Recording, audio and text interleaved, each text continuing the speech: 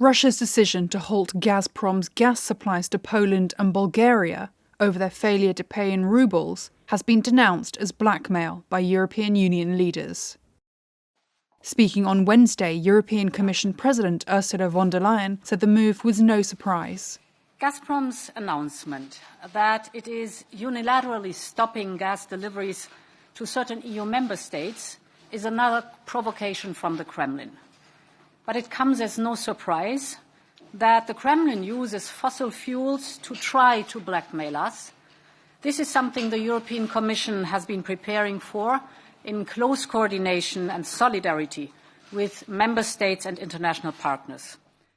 The Kremlin has dismissed accusations that it has used natural gas as a tool of blackmail. Moscow says it cut off supplies to enforce its demand for ruble gas payments needed to shield its economy from international sanctions over the war in Ukraine. Overall, state-controlled gas pipeline Gazprom supplies Europe with about 40% of its gas needs. Warsaw, which has been at the forefront of efforts to keep Ukraine's military supplied with equipment to fight Russian forces, says the halt was a breach of contract. Poland's President Andrzej Duda vows to take legal measures. Obviously, Polish companies that have contracts with Russia regarding gas imports, which are de facto breached by Russia, and of which all fundamental principles are totally being violated, we will take appropriate legal steps. I deeply believe in this, in enforcing appropriate compensations from the Russian side, from Gazprom, for violations of the provisions of the contract. And in Bulgaria, Energy Minister Alexander Nikolov echoed the Polish president.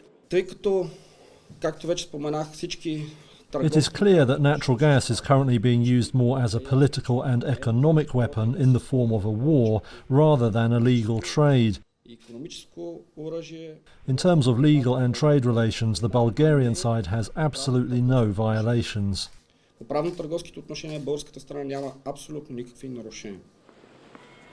Bulgaria, which relies on Russia for about 90% of its gas imports, said it would not hold talks to renew its Gazprom deal.